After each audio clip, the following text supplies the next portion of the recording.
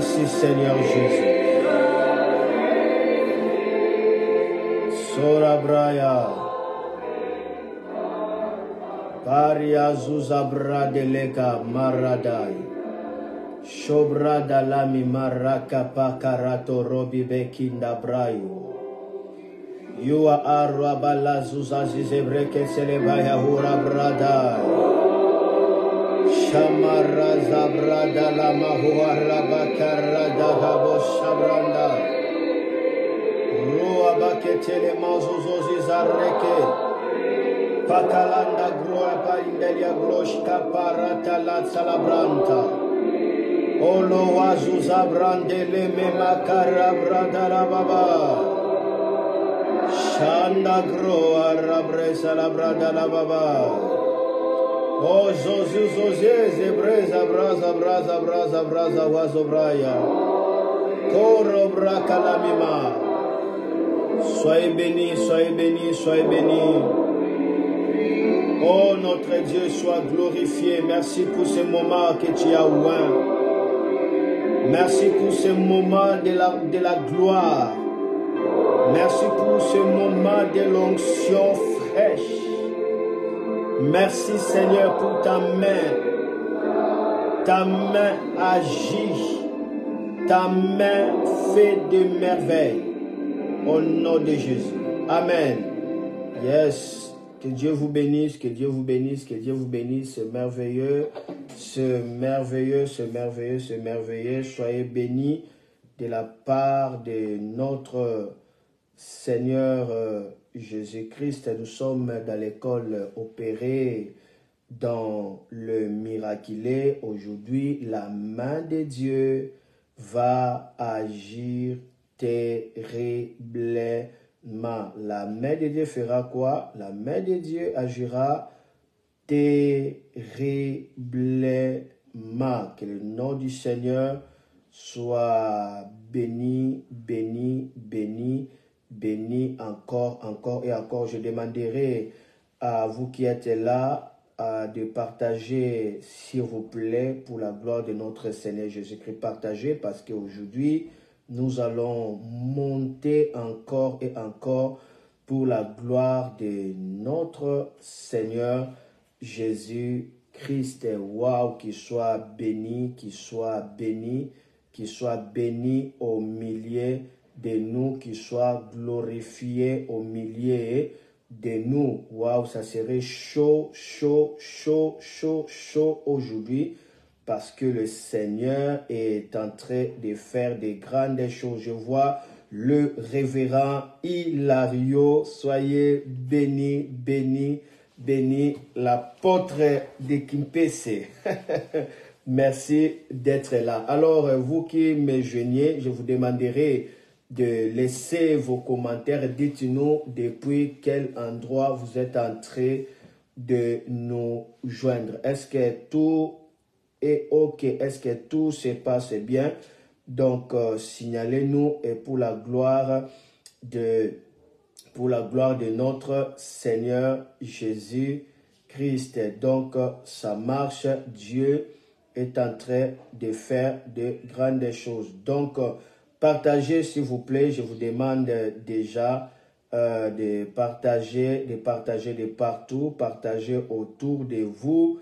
Et signaler que c'est la 5e partie de privilège de l'onction. Alors nous allons déjà commencer. Nous allons commencer parce que ça serait fort. Je vois Abdon, soyez béni, mon fils, que Dieu puisse vous bénir. Je vois Richider, soyez béni depuis Haïti. Alors 565, comme il signale que tout va OK. Alors rapidement, nous allons ouvrir la Bible pour continuer directement. Nous sommes dans le livre des Psaumes, chapitre 89. C'est là où nous sommes en train de décortiquer ces grands thèmes sur le privilège de l'onction. Nous sommes dans le livre des Psaumes, chapitre 89, le verset 21. Et puis nous allons descendre. OK, nous prions. Père, merci pour ta grâce au milieu de nous. Merci pour ton onction qui sera réelle, tangible, manifeste au milieu de nous. Merci parce qu'aujourd'hui, nous allons vivre ta main de manière exceptionnelle dans nos vies, dans nos ministères, dans tout ce que nous sommes en train d'entreprendre. Merci au nom de Jésus. Amen, amen, amen. Alors, nous lisons Psaume 89. Ok, commençons les versets 21. Je rappelle qu'ici, c'est David qui est en train de nous révéler la vision qu'il avait reçue de la part du Seigneur. Le Seigneur lui avait montré la vision pour lui expliquer comment est-ce qu'il avait désigné, il avait oint et quels sont les privilèges de cette onction. Et voilà, poussé par le Saint-Esprit, cela se retrouve dans le livre des Psaumes. Le Saint-Esprit a voulu que cela soit marqué pour notre instruction, afin que nous puissions manifester ce genre de dimension, parce que notre Dieu ne change pas. Tout ce qui est écrit dans la Bible, ça devient un testament. Cela veut dire notre part d'héritage. Ok, lisons le verset 21. La Bible dit, « J'ai trouvé David, mon serviteur, je l'ai oint de mon huile sainte. » Alors, qu'est-ce que l'onction fait? 1. Ma main les soutiendra. Ça, on avait vu ça. Mon bras les fortifiera. On avait vu ça profondément. L'ennemi ne le surprendra pas. On l'avait vu. Et le méchant ne l'opprimera point. On l'avait vu. Aujourd'hui, nous entrons dans verset 24. J'écraserai devant lui ses adversaires et je frapperai ceux qui les haïssent. Waouh! C'est à cela que nous allons toucher directement aujourd'hui dans la 5e partie. Retiens avec moi que l'onction de Dieu, c'est la vie abondante du Christ. L'onction, c'est la vie abondante du Christ. L'onction de Dieu, c'est le signe de la royauté et de la majesté. L'onction de Dieu nous est donnée pour que nous puissions accomplir la mission. L'onction n'est pas donnée pour notre plaisir, mais l'onction, c'est pour l'accomplissement de la mission. Alors, la tombée de l'onction permet à ce que nous soyons habilités pour que nous puissions accomplir la mission. Voilà pourquoi dans chaque dimension de votre mission, parce que votre mission se retrouve dans des programmes, c'est une tâche spécifique pour accomplir. Voilà, pour accomplir ça, c'est ce qu'on appelle la mission. Mais la mission a plusieurs dimensions, plusieurs degrés, plusieurs phases. C'est la raison pour laquelle dans chaque dimension, dans chaque phase de votre mission, vous aurez besoin d'une nouvelle onction. Voilà, c'est la raison pour laquelle ici, l'onction arrive dans la dimension angélique. Parce que votre mission doit être aidé par le surnaturel. Alors, les anges étant des esprits envoyés par Dieu pour accomplir la mission, vous voyez, pour accomplir la mission en faveur de ceux qui doivent hériter le salut, les anges accompagnent le ministère par le signe de l'onction. Plus votre mission croisse, plus votre onction va croître. L'onction, on ne les retrouve pas dans la prière. Vous pouvez faire 40 jours et 40 nuits. Ne pensez pas que vous aurez l'onction. L'onction se trouve que par la mission. Si vous n'avez pas la mission, vous n'avez pas l'onction. Ici, je parle de l'onction comme l'habilité surnaturelle, une capacité d'accomplir la mission. Si vous n'avez pas la mission, l'onction ne vous sera pas accordée.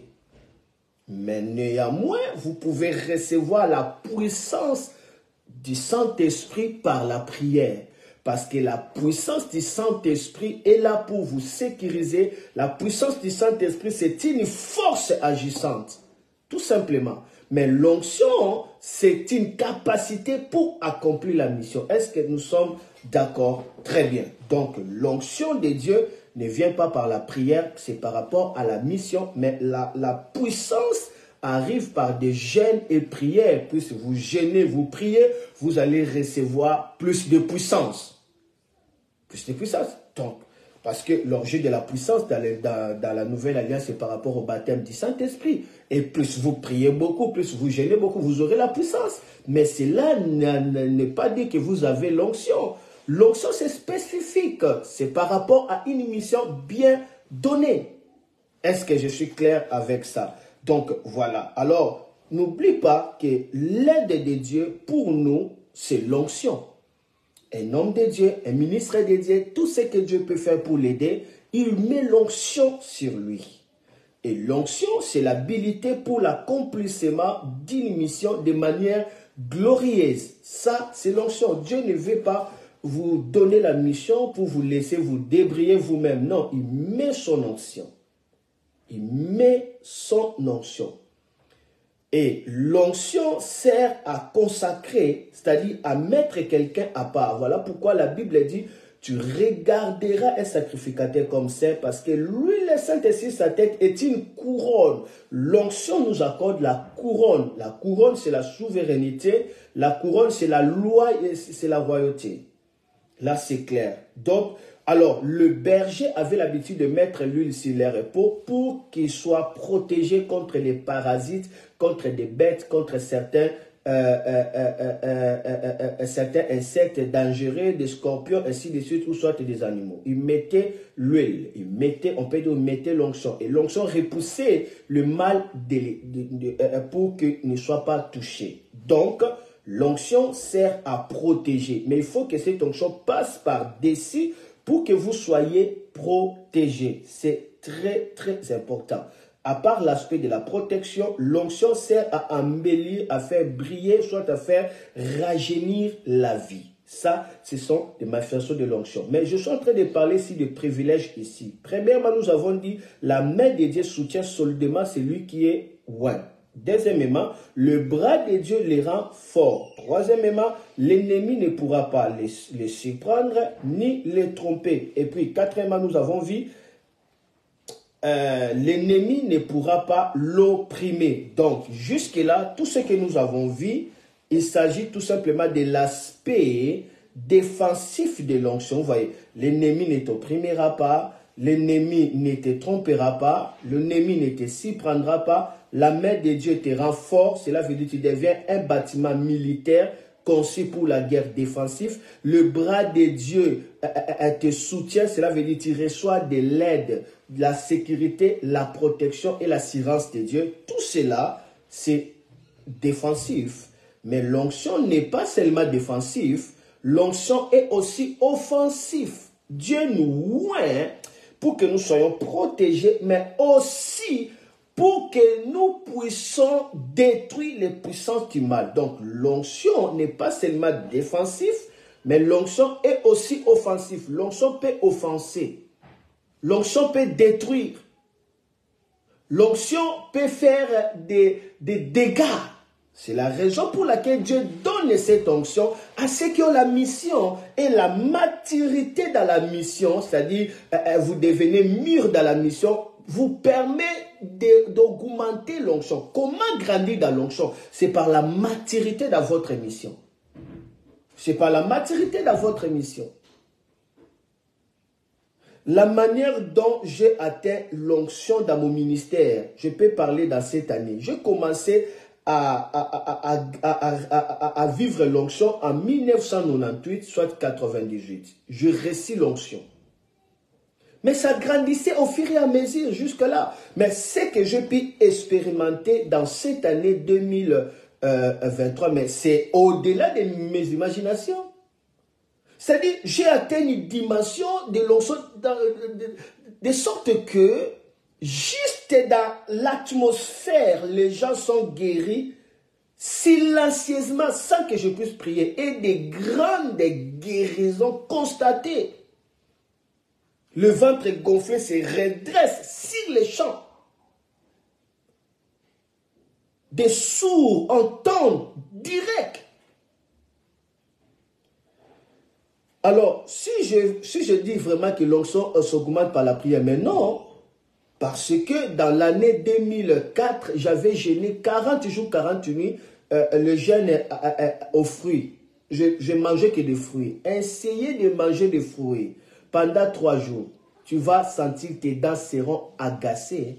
Ce n'est pas facile. Ne manger que des fruits, ce n'est pas facile. Il y avait beaucoup de jours, je n'arrivais même pas à manger à cause des dents. Les dents ne supportaient pas ça. Mais j'ai obéi pendant 40 jours, 40 nuits. Là, nous sommes en 2004. Lorsque le Seigneur m'a envoyé, m'a dit, va cache-toi. 40 jours, 40 nuits. Dans l'année 2005, 2006, je faisais des prières par des compteurs de prières. Moi, j'avais ce qu'on appelle des chronos, des compteurs de prières. J'ai dit, j'entre dans la prière pour 70 heures. Ça veut dire 70 heures. Et je vais commencer à compter. Hein. Aujourd'hui, j'ai pris 5 heures du temps. J'écris 5 heures. Demain, je continue. 7 heures du temps. J'écris. Ça fait déjà 5 plus 7. Je calcule. Ça fait 12. Un jour comme ça, je suis entré comme ça. J'ai prié 12 heures du temps. De 6 heures à 18 heures. J'ai prié. Quand j'ai fini, mes dents commencent à trembler. Tout mon corps était en fibre. Je faisais comme ça, j'ai prié tellement, il faut aimer la prière. Mais des choses que j'ai expérimentées, dans cette année, je n'ai jamais expérimenté ça.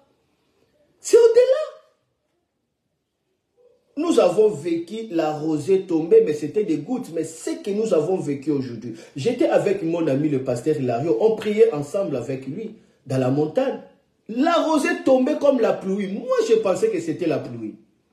Alors que ce n'était même pas la pluie, on commence à se précipiter pour quitter cet endroit, pour aller, parce qu'il y avait la pluie, on était au sommet de la montagne.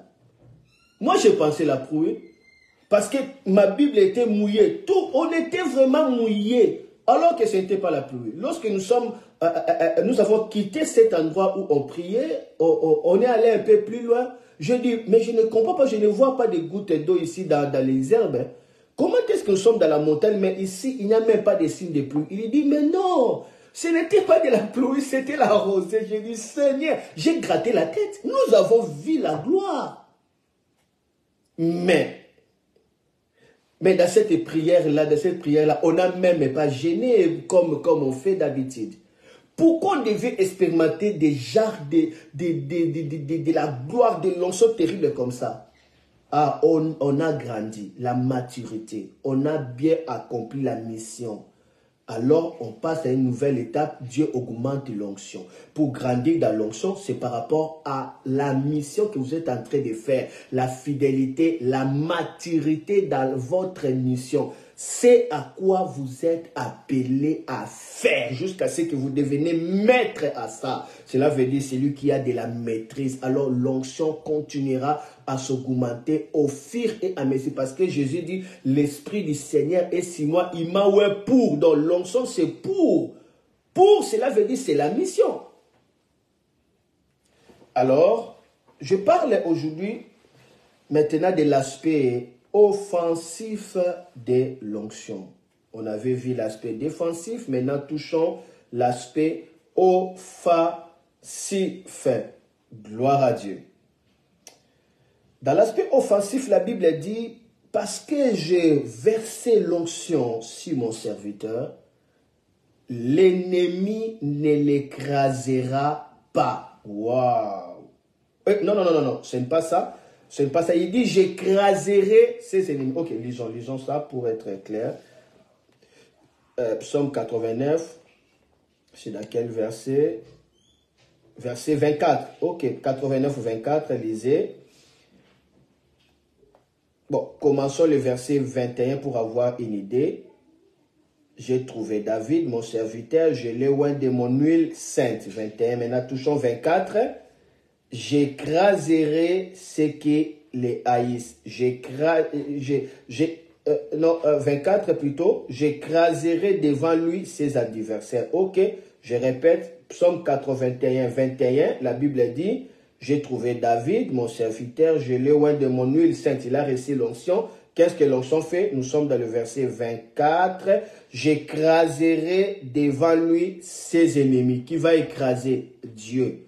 À cause de quoi? À cause de l'onction qui est sur David. Qui écrase? C'est David? Non. Qui fait ici? Dieu. Ma main les soutiendra. Qui est en train de soutenir David? Est-ce que c'est David? Non. Qui? Dieu. Ma main le fortifiera. Qui est en train de fortifier David? Est-ce que c'est lui-même David? Non. Qui? Dieu.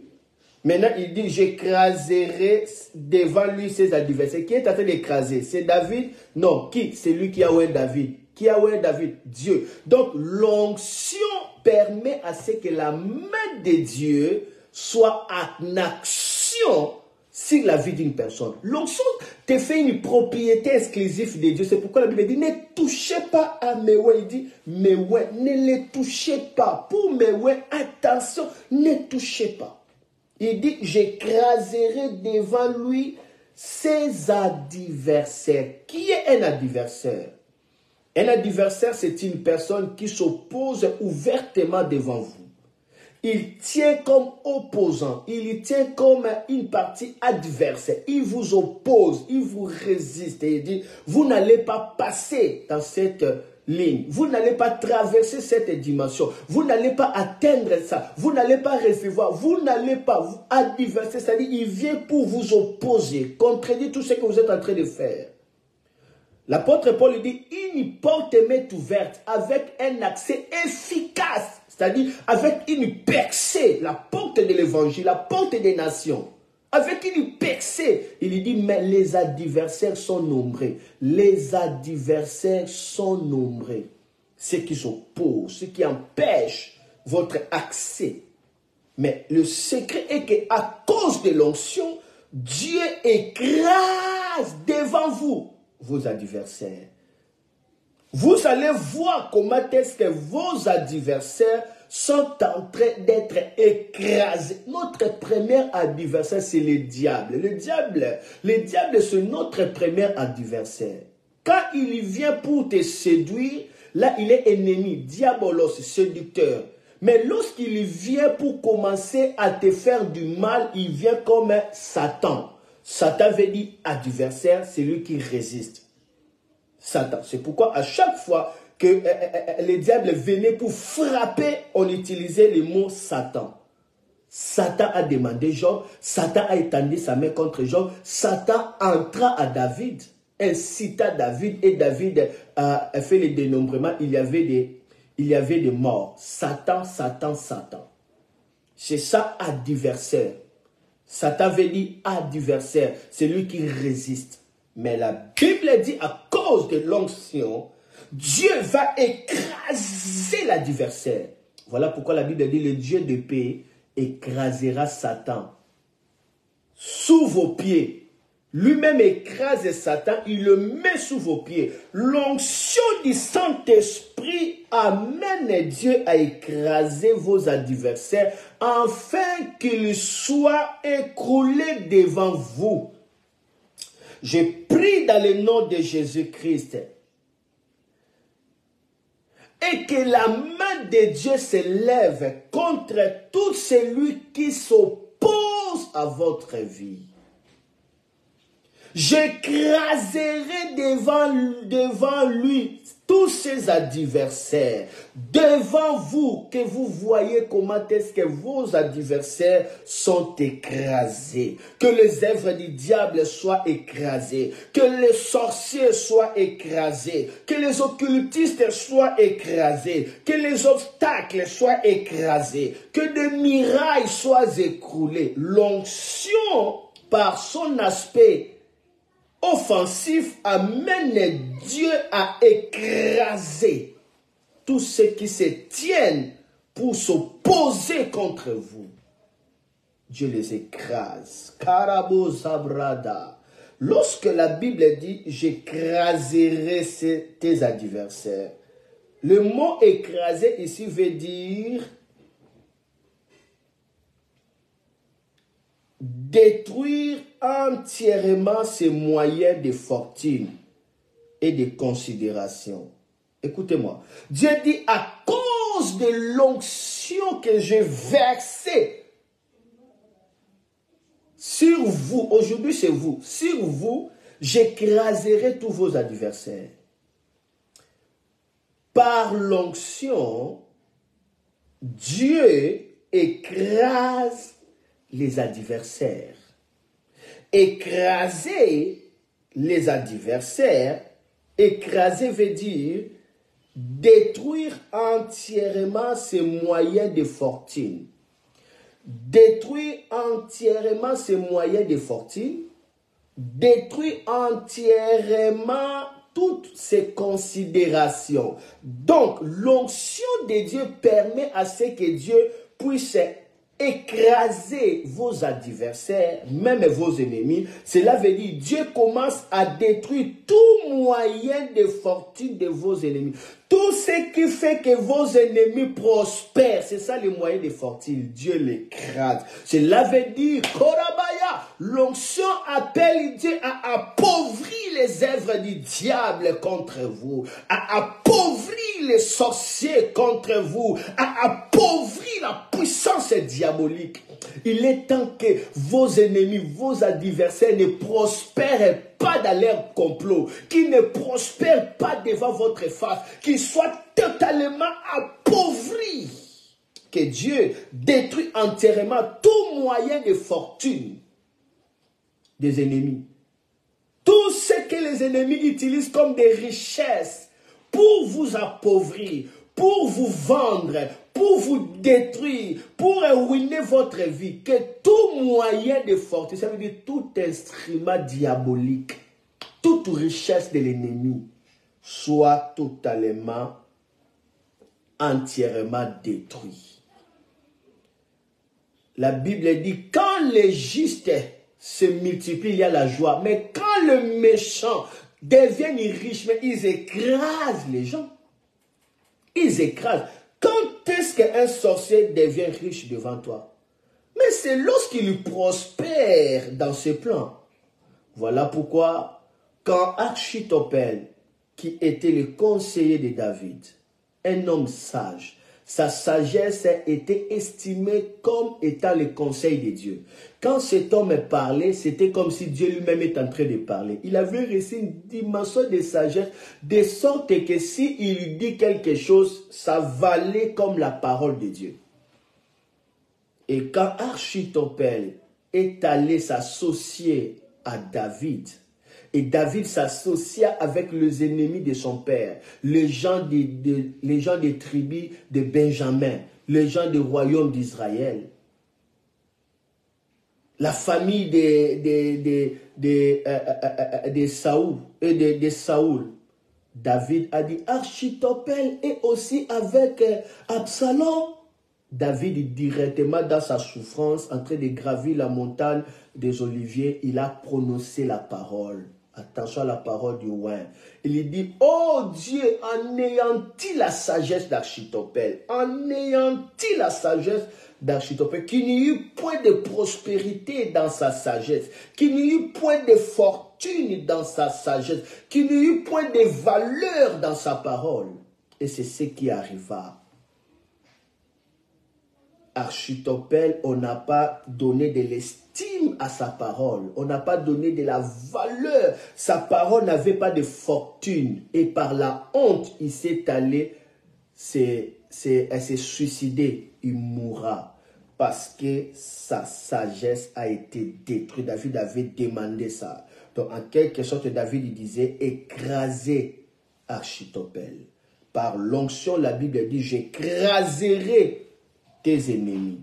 Écraser veut dire détruire entièrement ses moyens de fortune et de considération. Vous savez, il y a des gens, il y a des forces du mal qui se considèrent dans des destinées d'autres vies. C'est-à-dire, ils se tiennent comme quelqu'un d'important. Ils déterminent tout ce qui peut vous arriver. Ils déterminent ce qui ne peuvent pas vous arriver. Ils peuvent même aller plus loin pour déterminer votre situation géographique, votre situation financière. Ils peuvent déterminer un ministère assiégé par des sorciers. C'est un ministère résisté. Rien de bon ne peut y arriver. Mais la bonne nouvelle est que la Bible dit, à cause de l'onction, Dieu va écraser devant vous vos adversaires. C'est-à-dire, il va détruire entièrement leurs moyens de fortune et de considération. Voilà pourquoi la Bible dit, l'ennemi conçoit l'iniquité, mais qu'il affronte le néant qu'il affronte un résultat n'ayant l'ensemble vide. Oh, David dit, Seigneur, que mes ennemis ne se réjouissent pas à mon sujet. Non, qu'ils ne trouvent pas de fortune à mon sujet, qu'ils ne trouvent pas de gloire à mon sujet, qu'ils ne soient pas renommés, alléluia, alléluia, à cause de ma vie, que mes ennemis soient renommés. Non, non, non, non, non, non, non. L'onction écrase l'adversaire.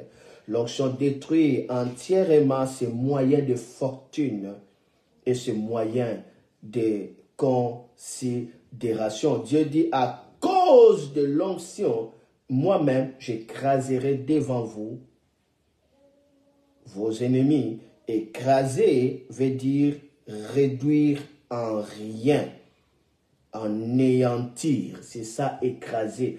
Réduire à rien, anéantir. C'est ça, écraser. L'onction de Dieu sur David a permis à Dieu de réduire la taille de Goliath. De réduire à rien la gloire, l'honneur, la valeur de Goliath. On a coupé la tête, David a coupé la tête de Goliath et ce sont des oiseaux, alléluia, qui ont pris cette tête. C'est-à-dire, Goliath était écrasé, c'est-à-dire il était réduit à rien. Il était anéanti. Si quelqu'un est avec moi qui lui dit anéanti, qui lui dit anéanti au nom de Jésus, l'onction de Dieu sur ta tête anéantira la puissance des ténèbres, anéantira toute armée qui se tienne contre vous, contre toi, anéantira les forces armées du monde des ténèbres. La Bible dit, j'écraserai devant lui ses adversaires. Cela veut dire, je dois réduire en rien, je dois anéantir leurs forces. C'est pourquoi la Bible dit, toute arme forgée contre toi sera nulle et sans effet. Sans effet veut dire être anéanti. Être anéanti, c'est-à-dire réduit en poussière. J'aime ce passage qui dit, les cornes du juste seront élevées, mais les cornes du méchant tomberont. Karabaja, Rabra, Dalaba, tomberont plutôt. Les cornes veut dire keren, soit keras en grec, qui veut dire tout simplement la force. La force du méchant va tomber et la force du juste sera élevée. Tomber, c'est anéantir, c'est réduit à rien. Je prie dans le nom de Jésus-Christ que l'onction de Dieu commence à passer dans sa phase offensive, dans la faveur de votre ministère, en faveur de votre vie. Que toute forme de puissance des ténèbres, toute forme des ennemis, des adversaires qui se tiennent contre vous, qu'ils soient réduits à rien. Que Dieu commence à réduire, à tailler en pièces, à tailler en pièces toutes troupes qui s'est levées en guerre contre vous. Que Dieu commence à les écraser, à les réduire. L'onction permet à ce que Dieu puisse réduire en rien les adversaires. Je prie que les adversaires ne soient rien devant vous. Je prie que les adversaires soient totalement anéantis. C'est l'onction qui fait des choses-là dans le nom puissant de Jésus-Christ. La Bible dit, à cause de l'onction, j'écraserai tes adversaires. Tu le verras comment tes adversaires sont écrasés. Quelqu'un va voir ses adversaires être écrasés. Quelqu'un va voir tout complot du malin être écrasé. Quelqu'un va voir tous les miracles qui se tiennent devant vous soient écrasés. Quelqu'un va voir comment est-ce que les ténèbres seront dissipées loin de lui, au nom de Jésus. Psaume 68, la Bible dit, Dieu s'élève et ses ennemis sont dissipés. Ils sont fondus comme la cire. La cire, c'est le bougie. Ils sont fondus comme la cire au feu. Ça, c'est être écrasé. Cela veut dire réduit en rien. Lorsque la Bible dit, j'écraserai tes ennemis, la Bible veut dire écraser. Cela veut dire prendre un grand avantage sur quelqu'un. Prendre un grand avantage sur quelqu'un. L'onction de Dieu fera à ce que vous preniez un grand avantage sur vos adversaires. c'est eux qui vous résistez, mais l'onction de Dieu, lorsque Dieu commence à les écraser, directement vous aurez l'avantage sur eux, l'assaut sur eux. C'est vous qui allez les devancer, c'est vous qui allez les prédominer, c'est vous qui allez, alléluia, imposer l'influence. Voilà pourquoi la Bible dit: j'ai bâti mon église, les portes de séjour de mon ne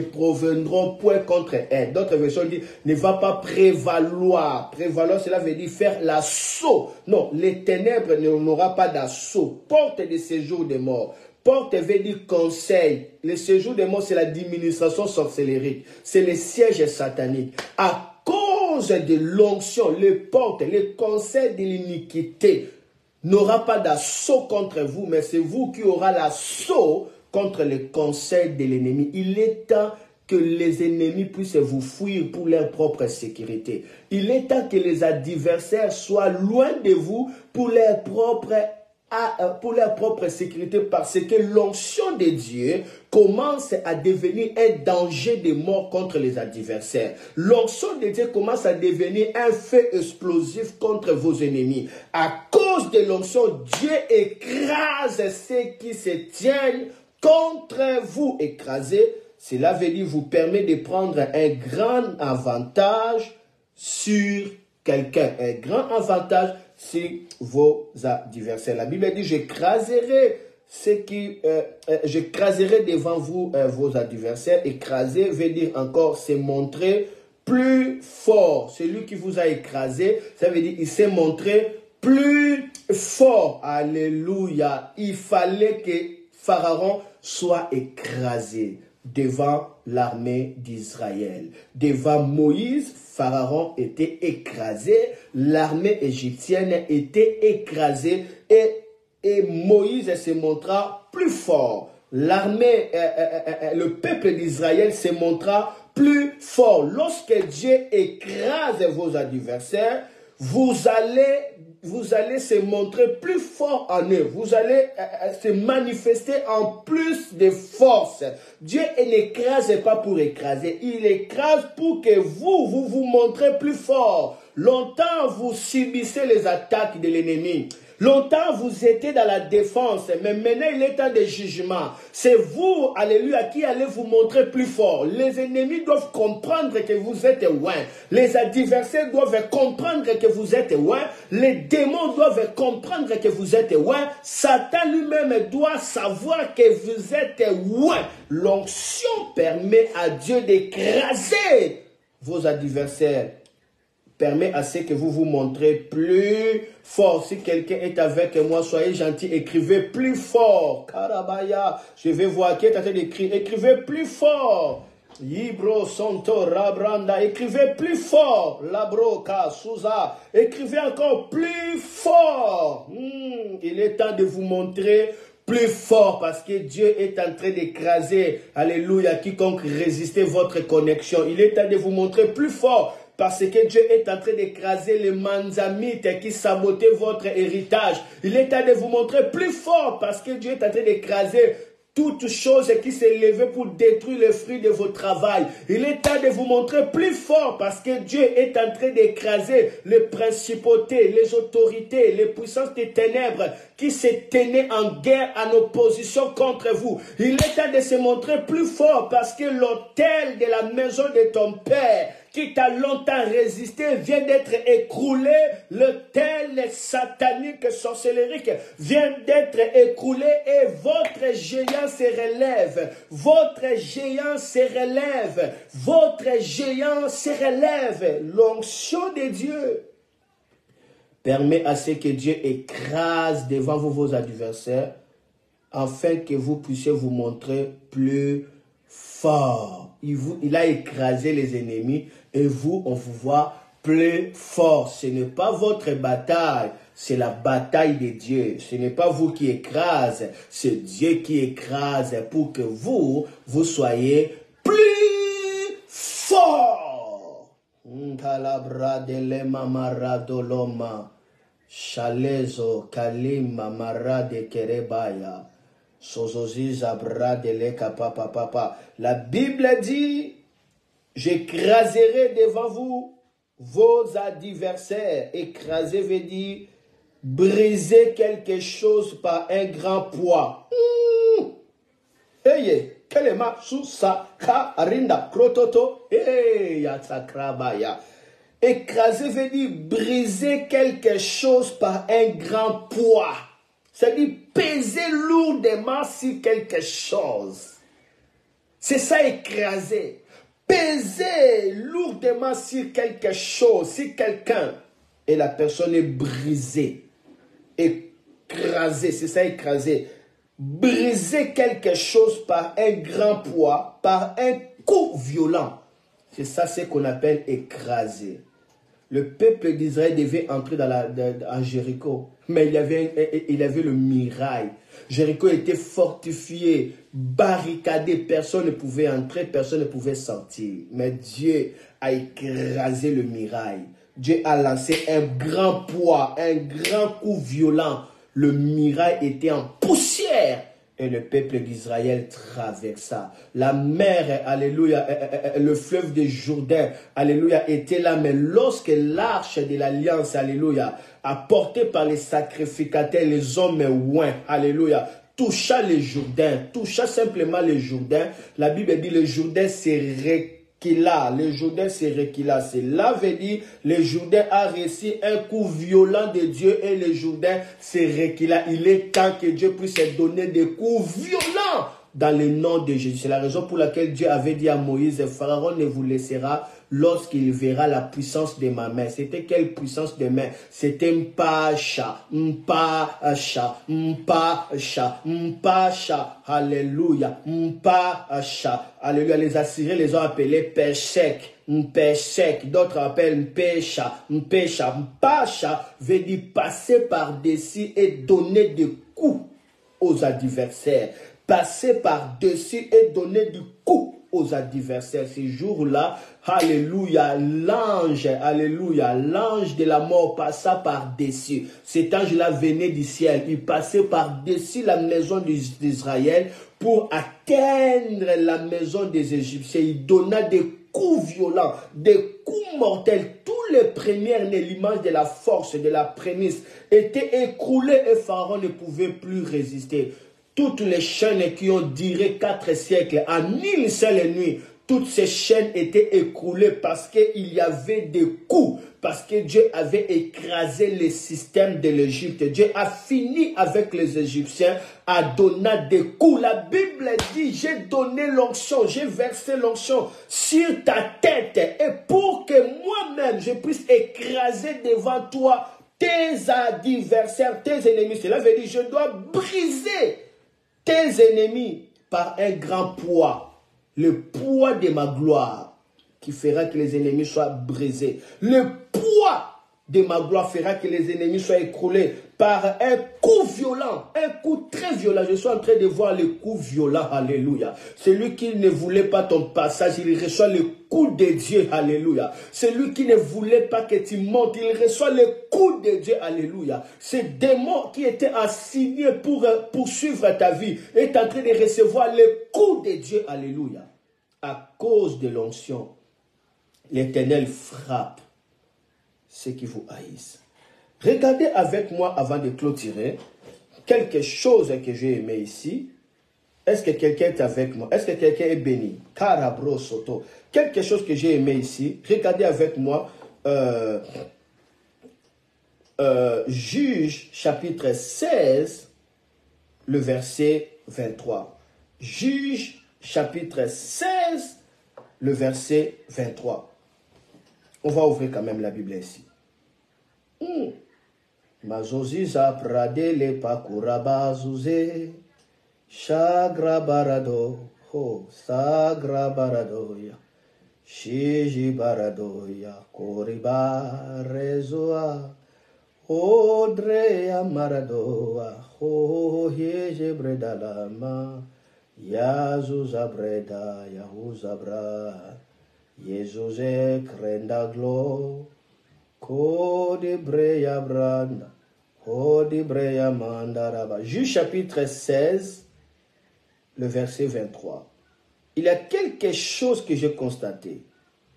quand il n'y a pas d'onction, quand l'onction cesse de oindre le oint, Dagon prend le contrôle de la situation. Dagon commence à régner.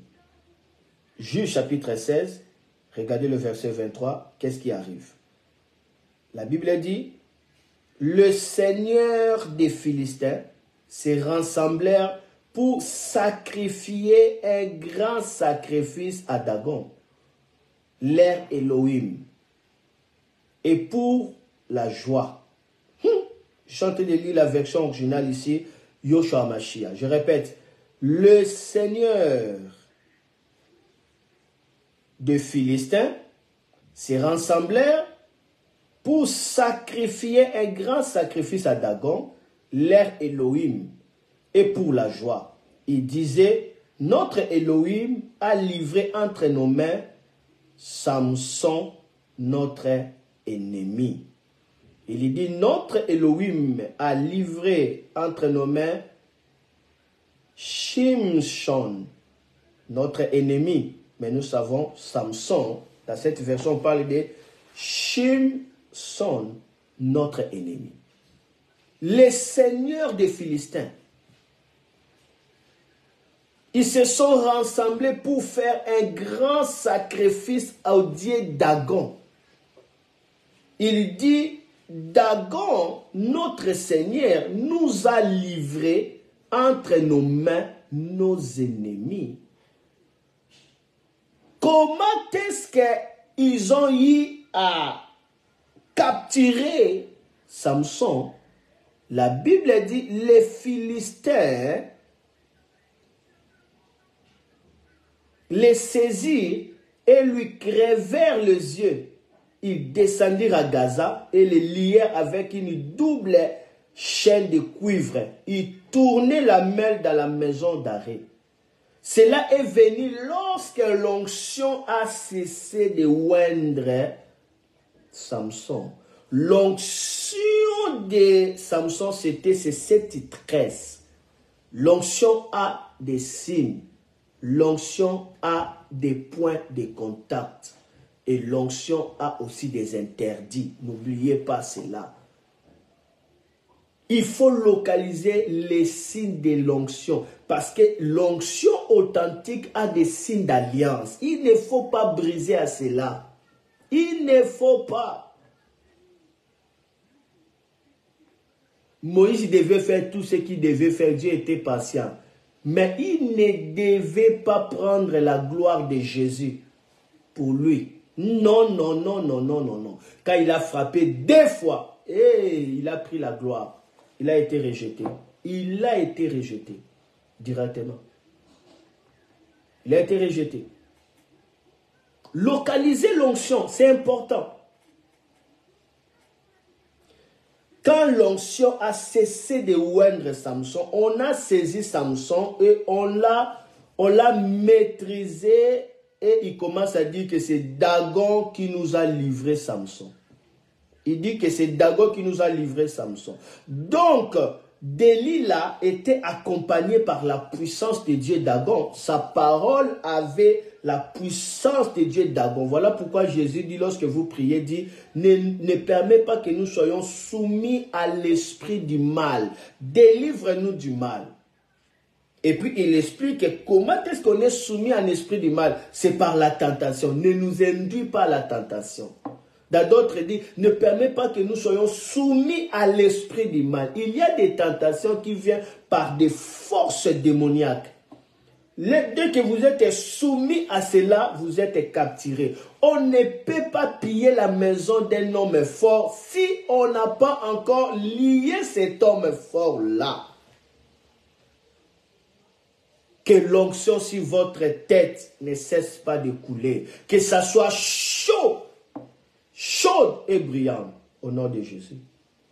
Il dit, c'est Dagon qui nous a livrés.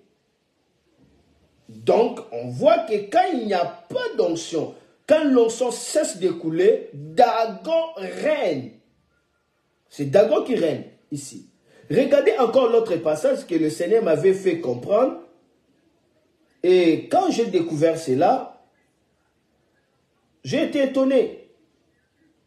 1 Chronique. Touchons maintenant 1 Chronique.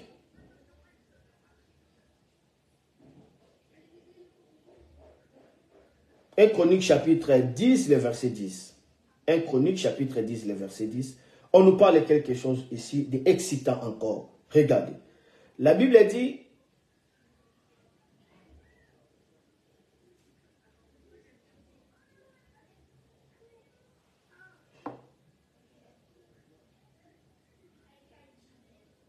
commencez le verset 8 pour comprendre.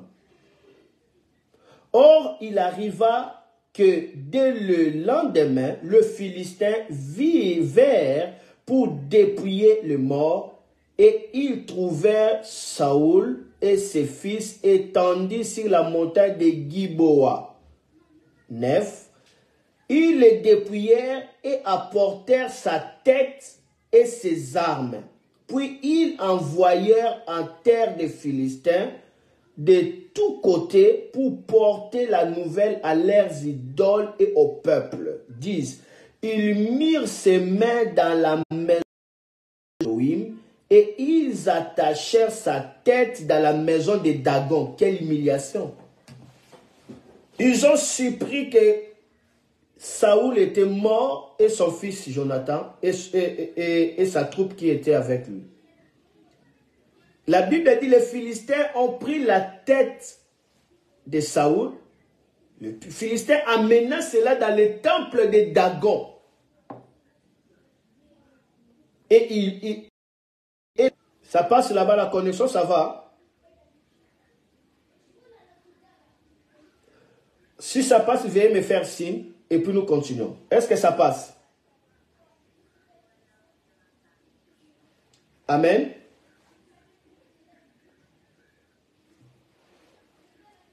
Ok, ça va. Ok, ça va. Je vis que ça passe. Yes.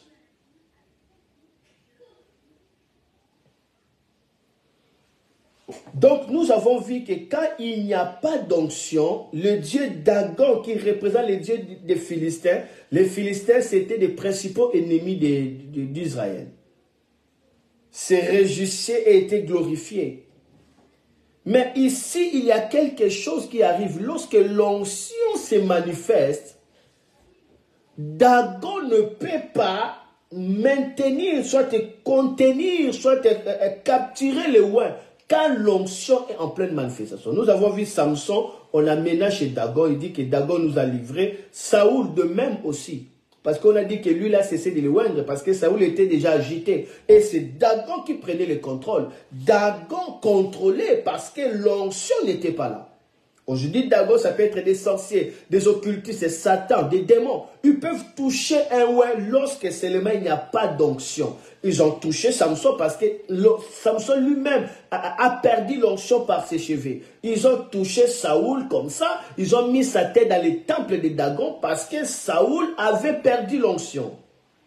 Mais regardez maintenant ici ce qui arrive lorsque maintenant, par l'onction, alléluia, la gloire se manifeste et la main de Dieu commence à peser lourdement contre l'ennemi. C'est ici que nous terminons. C'est ici que nous terminons. Regardez avec moi 1 Samuel chapitre 5, le verset 2 jusqu'à 12. 1 Samuel chapitre 5, le verset 2 jusqu'à 12. C'est ici que nous terminons. Qu'est-ce que la Bible est tentée de nous dire? 1 Samuel.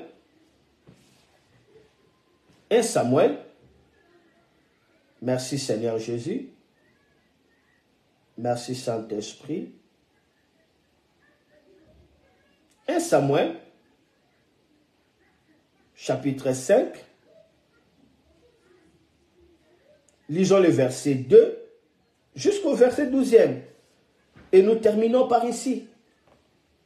La Bible dit, les Philistins prirent l'arche de Dieu et ils la transportèrent de Ben-Ezer à Asdod.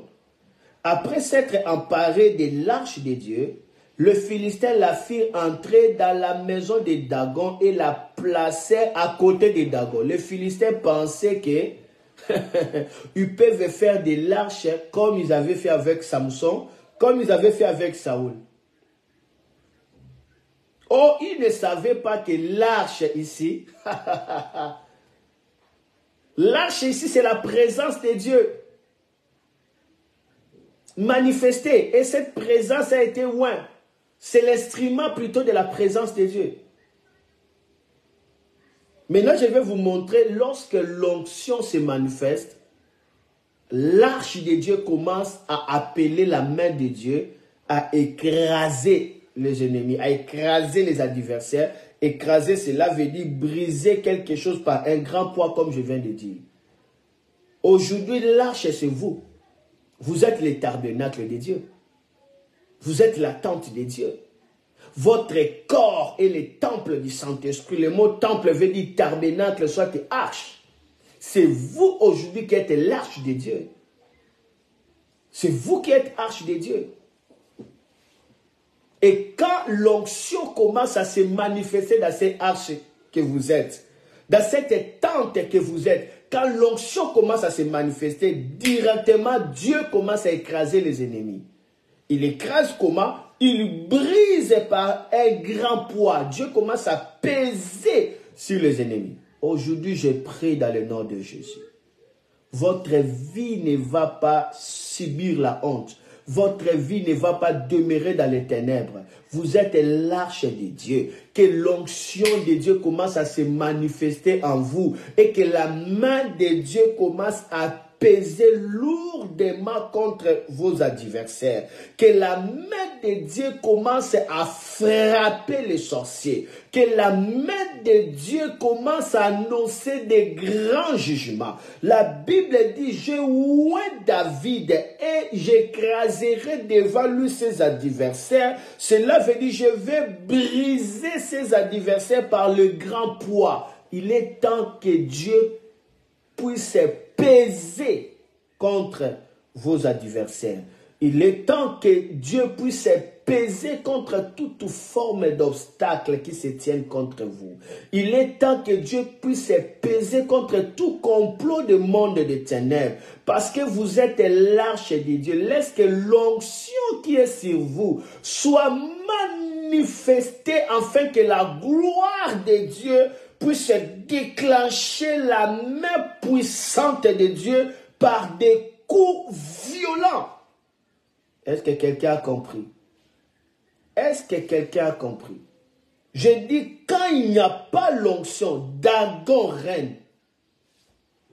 Quand il n'y a pas l'onction, on est livré dans la main des Dagon. Mais maintenant, ici, ils ont fait une grande erreur de prendre l'arche. Vous êtes le temple de Dieu. Je prie que l'onction se manifeste. Et que quiconque qui détenait une partie de votre vie, qui détenait vos richesses, qui détenait vos relations, qui détenait votre monde, commence à rencontrer des coups violents de Dieu, jusqu'à ce qu'ils vont vous relâcher pour leur propre sécurité. Je continue, je vais répéter 1 Samuel chapitre 5, je vais lire 1 jusqu'à 12, et puis nous terminons par là. Le Philistin prit l'arche de Dieu. Et il la transportèrent de Ben-Ezer à Ashdod. Ici, Dieu n'a rien fait. L'arche ne bougeait pas. Après s'être emparé de l'arche de Dieu, Dieu n'a rien fait. Ici, parce qu'il avait des négligences de Élie, le sacrificateur. Dieu n'a rien fait. On commence à toucher ce qu'on ne pouvait pas toucher. Par la négligence, on peut toucher votre vie. Par la négligence, on peut toucher, l'ennemi peut avoir de l'audace contre votre vie. Mais cela ne finit pas. Dieu va faire de grandes choses parce qu'il a envoyé cette parole pour mettre fin au royaume des ténèbres qui pensait avoir le contrôle sur votre vie. Continuez. Après s'être emparé de l'arche de Dieu, les Philistins la firent entrer dans la maison de Dagon et la placèrent à côté de Dagon. Qu'est-ce qui arrive? Le lendemain, les Ashdoniens qui s'étaient levés de bon matin trouvèrent Dagon étendu la face contre terre. Devant l'arche de l'Éternel, ils prirent Dagon et le remirent à sa place. Dagon s'est prosterné. Pourquoi? Parce que l'arche de l'Éternel manifestait la gloire de la présence de Dieu. Dagon devait se mettre à genoux parce que dans l'arche, on se prosterne. Le même chérubin qui était présenté pour la première fois dans la Bible, en train de parer le chemin pour que l'homme et la femme n'entrent pas dans le jardin avec de l'épée, mais au niveau de l'arche, les chérubins ont été dessinés comme en train de se prosterner et couvrir l'arche. Donc là où il y a l'arche, là où il y a la présence de Dieu qui est manifestée par le sang de l'agneau, le chérubin se prosterne. Il se prosterne. Si le chérubin se prosterne, alors Dagon a reçu le signal. La statue commence à comprendre des choses. Il se prosterna. Alors, comme ça ne suffisait pas, alors les serviteurs de Dagon pensaient que c'était par erreur, c'était peut-être le vent, ainsi de suite. Ils ont mis Dagon encore à sa place. Là maintenant, Dieu commence à juger. Il retrouve Dagon totalement prosterné. La statue qui était faite assis, la statue d'abord à genoux. Deuxième jour, on trouve la statue étalée, prosternée. Mais comment la statue peut se prosterner? Carabrosala. Troisième jour maintenant, il trouve la statue taillée en pièces.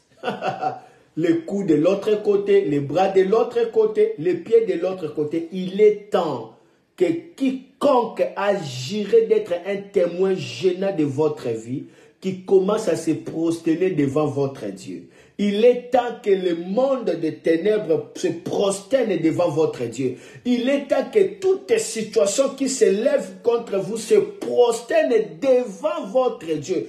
Pas devant vous, mais devant votre Dieu, parce que vous portez la gloire de Dieu. Il est temps qu'il se prosterne. Il faut se prosterner comment? Lorsque Dieu commencera à écraser. Cela veut dire lorsque Dieu va peser lourdement. Il se prosternera en état écroulé. Qu'est-ce qui arriva? Là maintenant je dois sauter. La Bible dit ceci. Le verset 6. La main de l'Éternel s'appesantit sur les Asdoniens et il mit la désolation parmi eux. Il les frappa de Moroïdes à Asdon et dans son territoire. La main de Dieu s'appesantit. C'est-à-dire, la main de Dieu commence à peser fortement contre ce peuple, contre les Asdoniens. La main pesa. Il est temps que la main de Dieu pèse contre tous les ennemis de votre destinée. Il est temps que la main de Dieu pèse contre le conseil de ce jour de mort. Il est temps que la main de Dieu pèse contre les démons territoriaux qui se levaient contre vous. Il est temps que la main de Dieu pèse contre les hôtels sorcelleriques. Il est temps que la main de Dieu pèse contre toute puissance des mondes des ténèbres. Qu'est-ce qui arrive lorsque la main de Dieu pèse? La Bible dit, voyant qu'il était ainsi, les gens d'Asdod dirent, l'arche du Dieu d'Israël ne restera pas chez nous, car il appesantit sa main sur nous et sur Dagon, notre Dieu. Il appesantit sa main sur nous et sur Dagon, notre Dieu. Il est temps que la gloire du Seigneur commence à manifester l'écrasement de Dieu. Que Dieu commence à peser sa main contre tous les sorciers ainsi que leurs chefs. Que Dieu pèse sa main contre tous les démons ainsi que leurs principautés. Que Dieu pèse sa main contre toute force qui se tienne contre vous. Dans le nom puissant de Jésus, je vais terminer. Si tu crois, commence à prier, commence à dire Amen. La Bible dit, et ils firent chercher et ensemblèrent auprès de tous les princes des Philistins. Ils dirent, que ferons-nous de l'arche de Dieu d'Israël?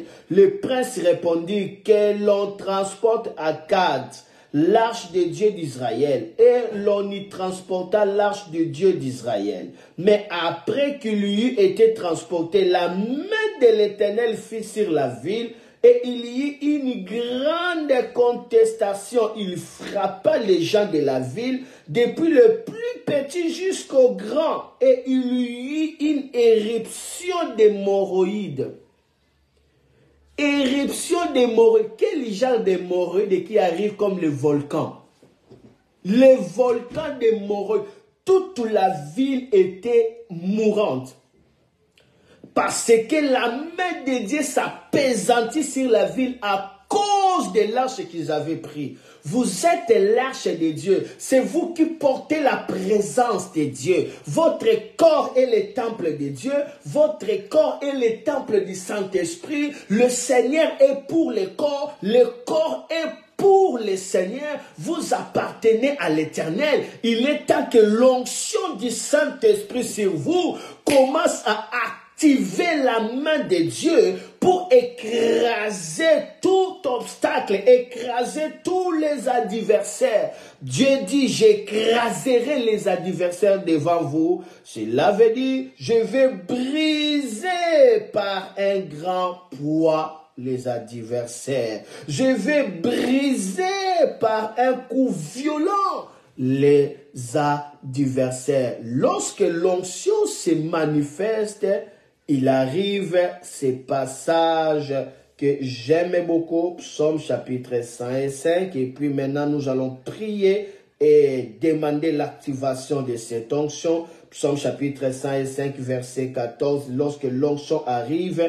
qu'est-ce qui arrive? La Bible dit, mais il n'est permis à personne de les opprimer, et il châtia des rois à cause d'eux. Qui sont ces gens-là? 15. Ne touchez pas à mes oins et ne faites pas de mal à mes prophètes. À cause d'eux, Dieu n'a pas permis qu'on puisse les opprimer et Dieu a châtié des rois à cause des oins. Il dit, ne touchez pas à mes oins. Que Dieu ne puisse pas permettre que tu sois opprimé. Que Dieu empêche l'oppression dans ta vie. Que Dieu empêche la condamnation dans ta vie. Que Dieu empêche qu'on puisse te toucher. Que Dieu empêche qu'on puisse te faire du mal. Que Dieu empêche que le méchant puisse, alléluia, se lever contre toi au nom puissant de Jésus-Christ de Nazareth. Est-ce que je peux prier 5 minutes avec vous, soit 3 minutes? Quelqu'un veut qu'on puisse prier. Si quelqu'un est avec moi, dit Amen, Amen, Amen, Amen, Amen. Maintenant, je vais prier. La Bible dit, Dieu n'a pas permis qu'on puisse opprimer le oin. Il a dit, ne touchez pas à mes oins. La Bible dit, Dieu ne permet pas qu'on touche au oin. Il n'a pas permis. La Bible dit, à cause de oin, Dieu a frappé des rois. Il a frappé des rois. Cela veut dire des chefs de royaumes. Que Dieu commence à frapper des chefs de royaumes de ténèbres. Que Dieu commence à frapper les forces des ténèbres qui se liguaient contre vous. Que Dieu commence à frapper la puissance du mal. Que Dieu commence à frapper dans le nom puissant de Jésus-Christ. Qu'il soit frappé maintenant au nom puissant de Jésus-Christ. Qu'il soit frappé maintenant au nom puissant de Jésus. Que Dieu les frappe, que Dieu les frappe, que Dieu les frappe.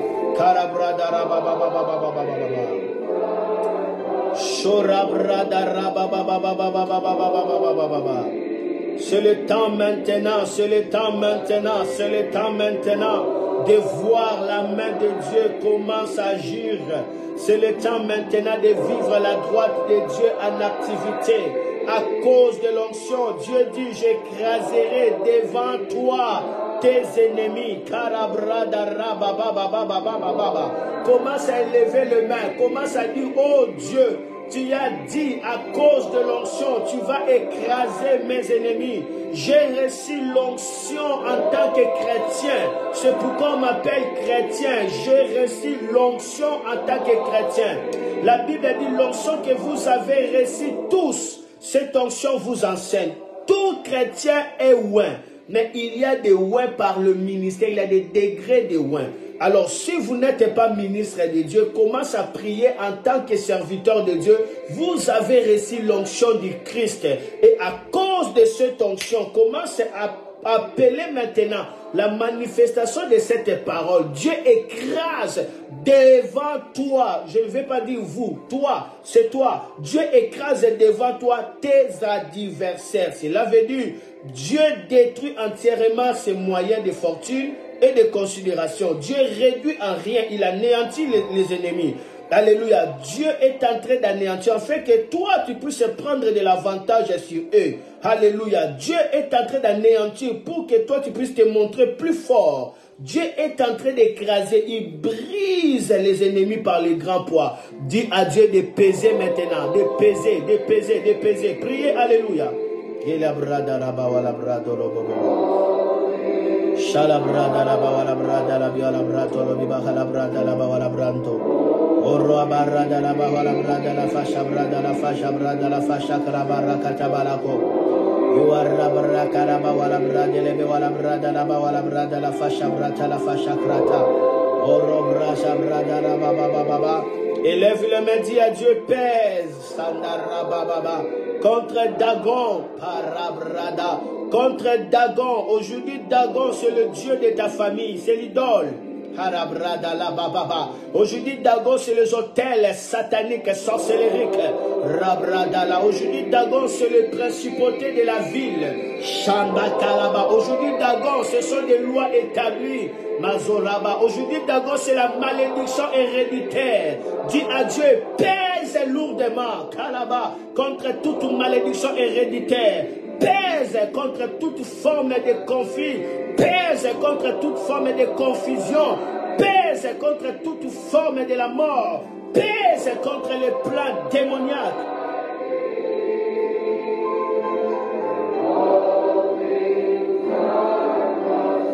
Tu pèses. Tu pèses.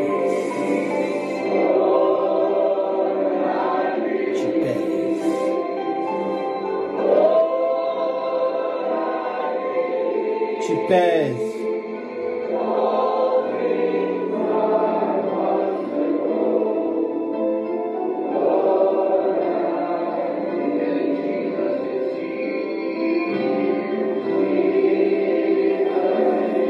Dieu est en train de détruire entièrement tout moyen de fortune sorcellerique.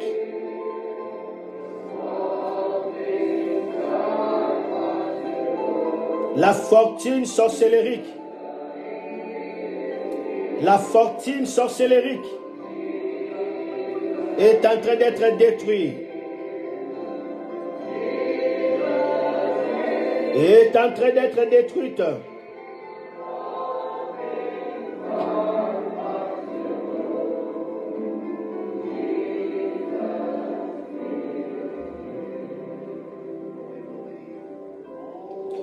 Toute forme de considération de l'ennemi. Que tes adversaires ne soient point considérés.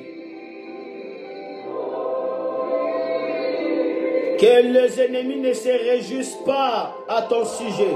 Qu'ils ne soient point considérés à ton sujet. Qu'ils ne se réjouissent pas à travers tes pleurs. Qu'ils ne soient pas glorifiés à travers ta honte.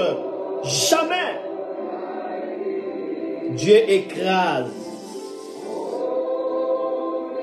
L'onction de Dieu amène l'offensive de Dieu.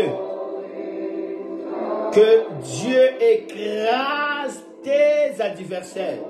Que Dieu écrase tes ennemis. Que Dieu détruit entièrement leurs moyens de fortune et de considération. Que Dieu réduit en rien. Que Dieu anéantit les armes de méchants. Que Dieu anéantit les stratégies, les forces du monde des ténèbres. Soyez libres, soyez épanouis maintenant. Tu ne seras jamais livré, alléluia, dans les temples sorcellériques. Tu ne seras jamais sacrifié dans les temples des Dagon. On ne fêtera pas, on ne fêtera pas, on ne fêtera pas, on ne fêtera pas ta honte, on ne fêtera pas ton échec, on ne fêtera pas ta chute, on ne fêtera pas ta destruction, on ne fêtera pas ta tête, on ne fêtera pas ta mort, on ne te fêtera pas par l'ennemi. L'ennemi ne va pas célébrer ta mort, il ne va pas célébrer ta chute, il ne va pas célébrer ta honte, il ne va pas célébrer ton échec, il ne va pas célébrer ton blocage. Dieu empêche cela. Il écrase, il écrase, il écrase. Il détruit entièrement ses moyens de fortune. Dieu détruit entièrement ses moyens de fortune. Dieu détruit, il réduit à rien. Par la droite de Dieu, montre-toi plus fort maintenant. Que Dieu te présente plus fort. Je vois Dieu en train de briser par un grand poids tous les dieux qui s'est levé contre toi. Je vois des autels écrasés. Dieu pèse, il lui pèse, il lui pèse, il lui pèse, il lui pèse, il lui pèse contre toutes choses qui s'opposent devant toi. La Bible dit, Dieu n'a pas permis, il ne permettra pas qu'on puisse opprimer le oint.